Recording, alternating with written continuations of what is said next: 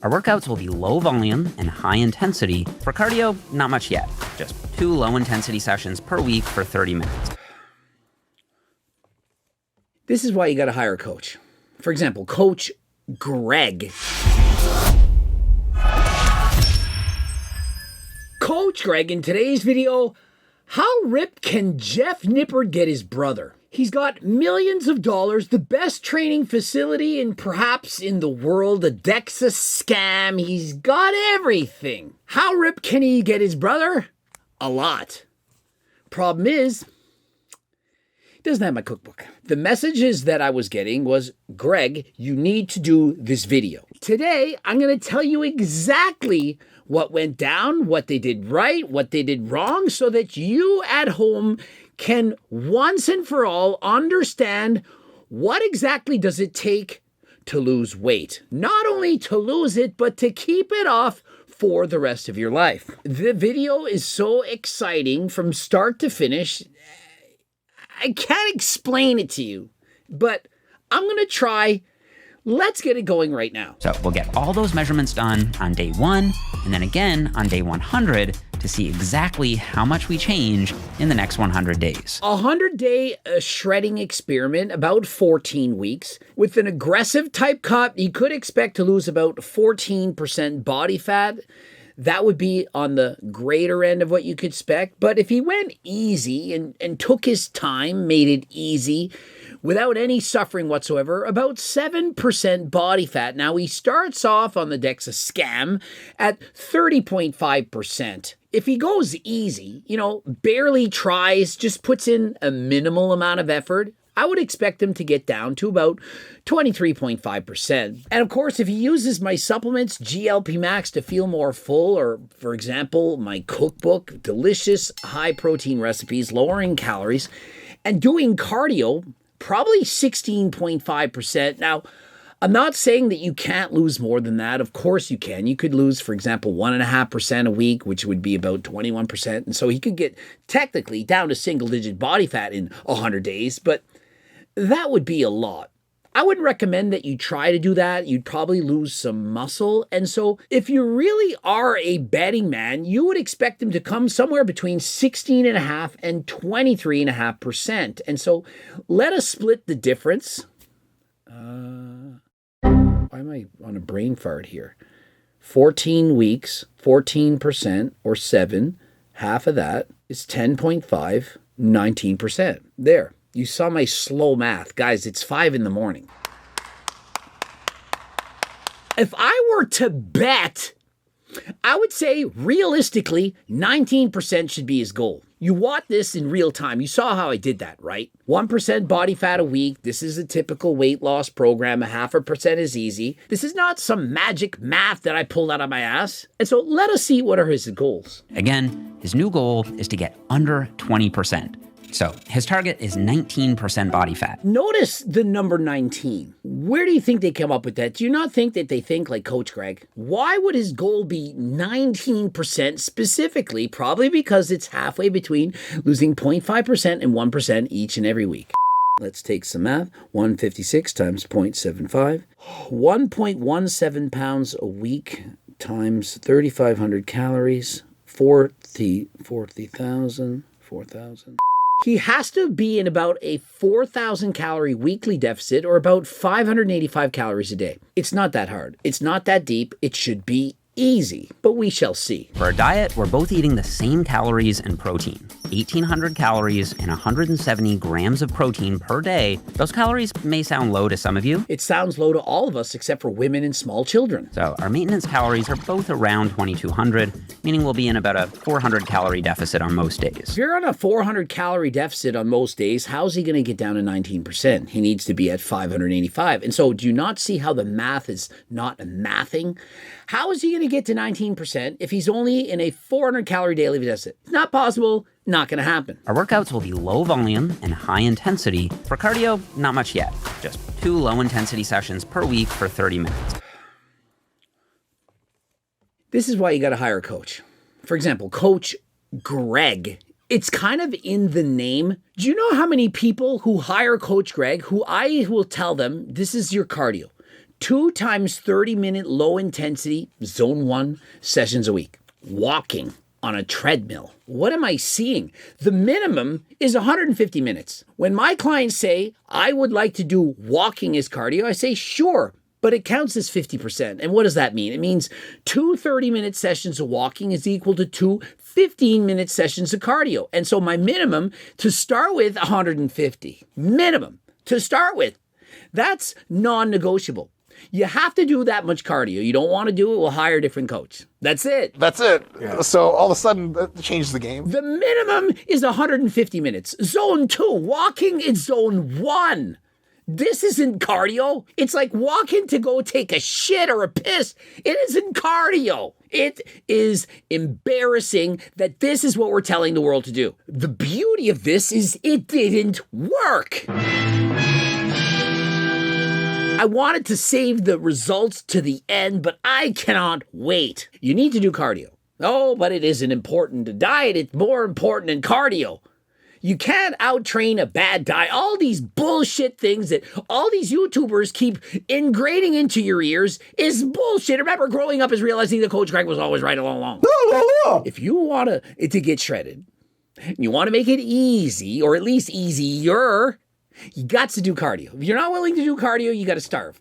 1,800 calories wasn't enough to even come close to reaching his goal. 1,800 calories. Meanwhile, Coach Greg is that single-digit body fat. I tested it the other day, 9%. I'm eating over 4,000 calories a day, 9% body fat.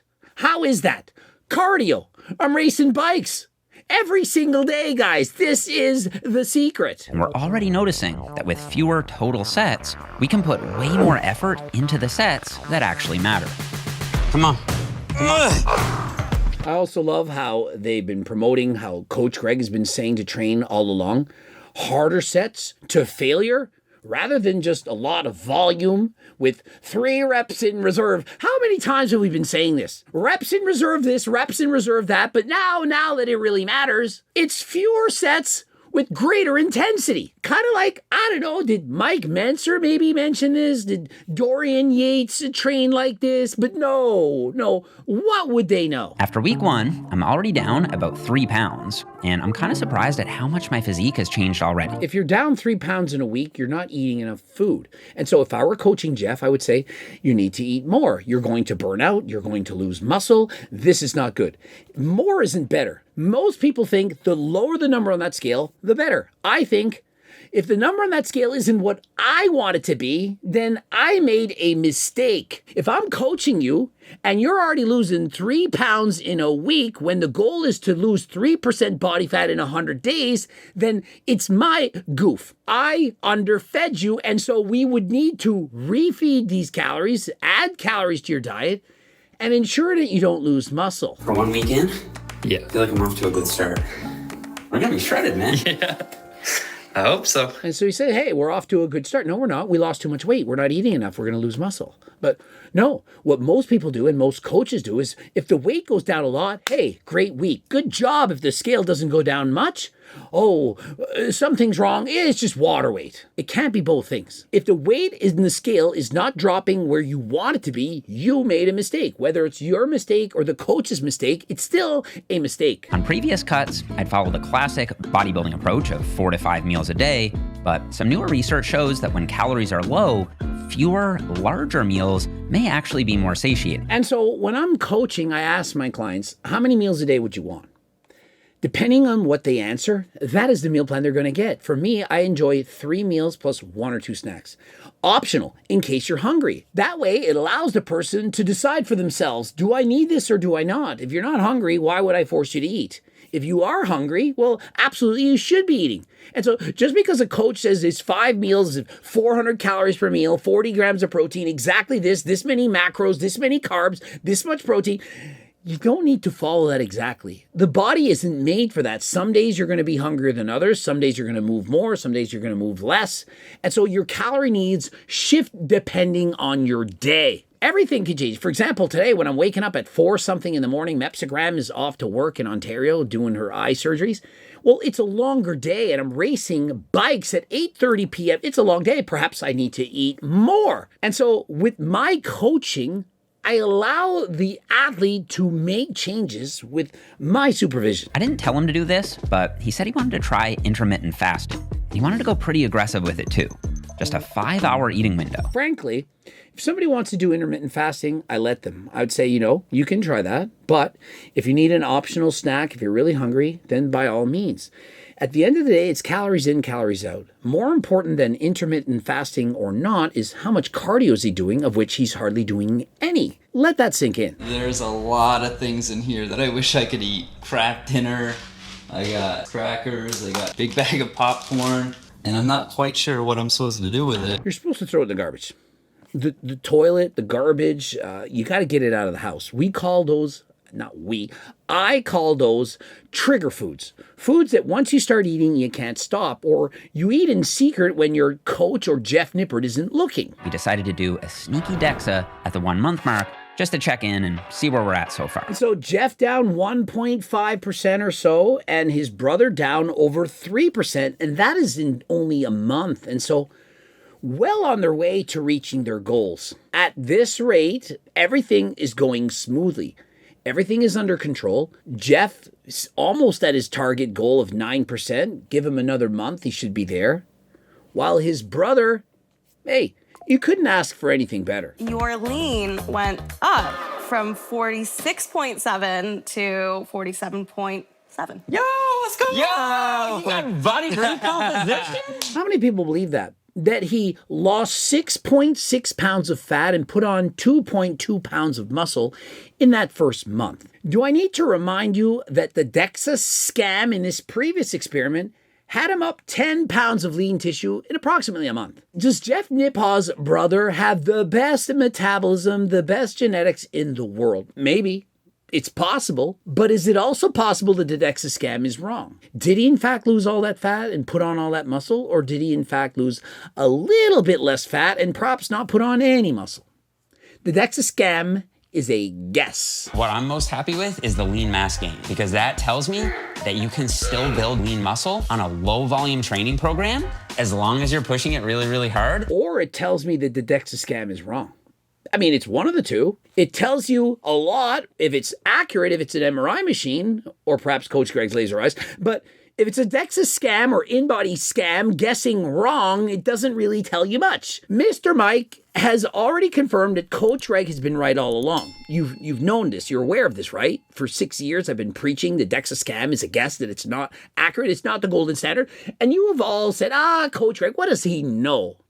A lot. Even though Brad's check-in was amazing, my DEXA did indicate some lean mass loss, and that concerned me a little bit because I've been training so hard. Does anyone think that Jeff would lose 2.3 pounds of muscle? It took him about a year to put that on, and he's lost it in a mini cut in a month. If the DEXA scam is always right versus always wrong, it tells us a lot. If it's right in this case, then it means that Jeff lost all of his muscle on a mini cut, and so why would you bulk and cut? If it's wrong, then it means that I'm right and that he didn't lose that much muscle and that maintaining is perhaps the better way. Which do you think it is? I mean, I can't prove to you anything. This is me just speculating, telling you what's going on. But does anyone think that Jeff lost 2.3 pounds of muscle while training his ass off for a month while in a very tiny calorie deficit from 2,200 maintenance to 1,800 without even doing much cardio? Where would that muscle have gone and why? Make it make sense. I also know about a nifty science-based tool that can help fill your muscles back out on a cut, the diet break. Hey, Brad. Hey, what's up? We're going to do a 2-week diet break. And so Jeff feels he's deflating, and so we're doing a diet break. We're going to tell his brother, who, based on the DEXA scam, was doing amazing. He'd lost 6 pounds of fat, put on 2 pounds of muscle, but no, we now need a diet break because Jeff Nippard feels he's deflating. But did he not just say that his belt could go down a notch, that his clothes were fitting looser? Did he not maintain his strength? And so is it possible that the DEXA scam is wrong and that relying on the DEXA scam to tell you what to do isn't really science-based dieting? Or that perhaps listening to Coach Greg, maybe that is a better way, but no, That's not what the science says now, is it? Brad doesn't really need a diet break at this point, but he's doing great, and he does seem excited for a little breather too. I haven't ordered 8 out since we started. I haven't either. Brad, he's doing great, but Jeff wants to order some sushi, and so do you want sushi? Of course I want sushi. We landed on sushi, which is great because it's high in carbs, but not too high in fat. And of course, a diet break doesn't mean it's a free-for-all. We still tracked everything in macrofact. Sushi's here. Sushi's here, you guys. On Coach Greg's diet, they could have had sushi on any given day. During their dieting, any day you could have had sushi. So long as it matches up with the calories of the day, you can swap out your regular meal. Perhaps it was one from my cookbook and you could have some sushi. If it isn't enough calories, you take one of those snacks that you're going to eat. Remember, you have 1 or 2 optional snacks, and you take the calories from one of those larger meals with 1 or 2 of those snacks and you combine them and you have a bigger meal. You now avoid the stacks. You don't need them because you're eating way more calories in any given meal. Does that make sense? But yet you still lose the weight and you don't have to go on a 2-week diet break for no reason at all. I noticed my discipline slipping a little, and by the second week, I think I was doing a bit more breaking than dieting.